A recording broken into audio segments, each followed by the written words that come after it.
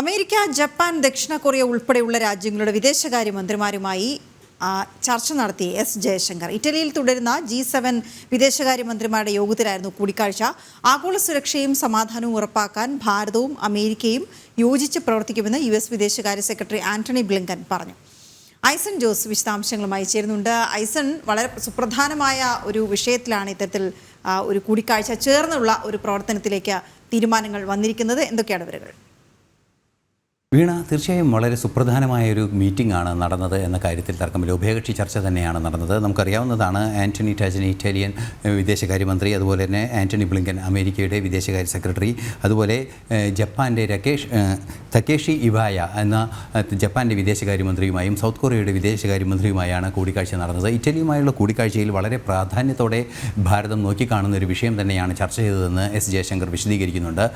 ഐമെക്, അതായത് India middle east Europe corridor എന്ന് പറയുന്ന വ്യവസായ ഇടനാഴി യാഥാർത്ഥ്യമാക്കുന്നത് സംബന്ധിച്ച വിശാലമായ ചർച്ചകൾ നടന്നു എന്നാണ് അദ്ദേഹം അറിയിച്ചത്. അതുപോലെ തന്നെ ജപ്പാനുമായുള്ള ചർച്ചകളിലും ഇതുപോലെ തന്നെയുള്ള സംവിധാനങ്ങൾ, അതായത് ഇരു രാജ്യങ്ങളും തമ്മിലുള്ള പ്രതിരോധ രംഗത്തും അതുപോലെ തന്നെ വാണിജ്യ വ്യവസായ രംഗങ്ങളിലും സഹകരിച്ച് മുന്നേറേണ്ടതിൻ്റെ അനിവാര്യതയെ സംബന്ധിച്ചുള്ള ചർച്ചകളാണ് തുടർന്ന് നടപടികളായി നടന്നത്. നമുക്കറിയാവുന്നതാണ്, ഭാരതം വലിയൊരു ഇലക്ട്രോണിക് ഹബ്ബായി മാറാനുള്ള, ഇലക്ട്രോണിക് സെമി കണ്ടക്ടർ ഹബ്ബായി മാറാനുള്ള ഒരു മുന്നേറ്റം നടത്തുമ്പോൾ ജപ്പാൻ ഉൾപ്പെടെയുള്ള ഇലക്ട്രോണിക് രംഗത്ത് ഏറെ ശക്തമായ സാന്നിധ്യമുള്ള രാജ്യങ്ങളുമായി മികച്ച ബന്ധം പുലർത്തുന്നതിൻ്റെ ഭാഗമായി ആധുനിക വ്യവസായ രംഗത്ത് ശക്തമായ സാന്നിധ്യം ഉറപ്പിക്കുന്നതിനുള്ള നീക്കങ്ങൾ ഭാരതവും ജപ്പാനുമായി കാലങ്ങളായി തുടരുന്നുണ്ട്. അതെല്ലാം തന്നെ ഊർജിതമാക്കുന്നതിനുള്ള നീക്കങ്ങളാണ് ഉണ്ടായത്. അതുപോലെ തന്നെ ആന്റണി ബ്ലിങ്കനുമായുള്ള കൂടിക്കാഴ്ചയിലും സമാന രീതിയിലുള്ള ഇന്ത്യ അമേരിക്ക ടൈസ്, അതായത് നമുക്കറിയാവുന്നതാണ്, വിശാലമായ ബന്ധങ്ങൾ ഇരു രാജ്യങ്ങളും തമ്മിൽ അതിശക്തമായി തുടരുന്ന ഒരു സാഹചര്യം നിലനിൽക്കുന്ന പശ്ചാത്തലമാണ് ഈ അടുത്ത 5 വർഷം, അതായത് നരേന്ദ്രമോദി സർക്കാരിൻ്റെ രണ്ടാം ഭരണകാലയളവിൽ വൻതോതിലുള്ളൊരു ബന്ധമായിരുന്നു ഇരു രാജ്യങ്ങളും തമ്മിൽ ശക്തമായി തുടരുകയും ചെയ്തത്.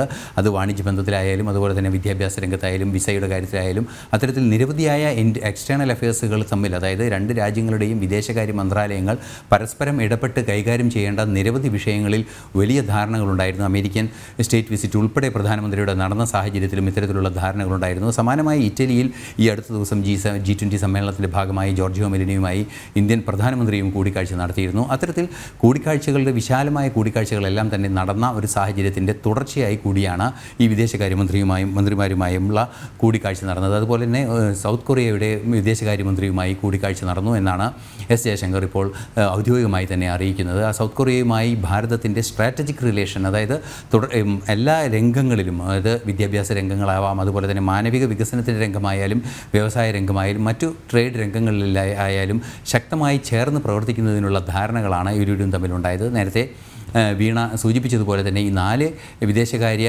കൗണ്ടർ പാർട്ടുകളും ചേർന്ന് ഈ ഭാരതത്തിൻ്റെ മുന്നേറ്റത്തെ കൃത്യമായി അംഗീകരിക്കുന്ന ഒരു നീക്കം തന്നെ അവരുടെ ഭാഗത്തു നിന്നുണ്ടായിരിക്കുന്നു എന്നതാണ് ഏറെ പ്രാധാന്യത്തോടെ കാണേണ്ട ഒരു വിഷയം.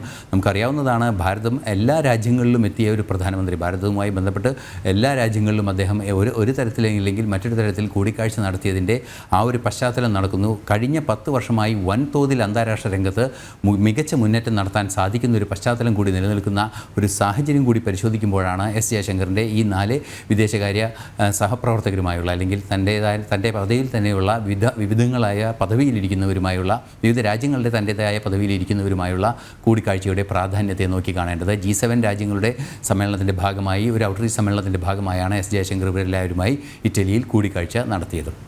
വീണ. ഓക്കെ, ശരി ഐസൺ.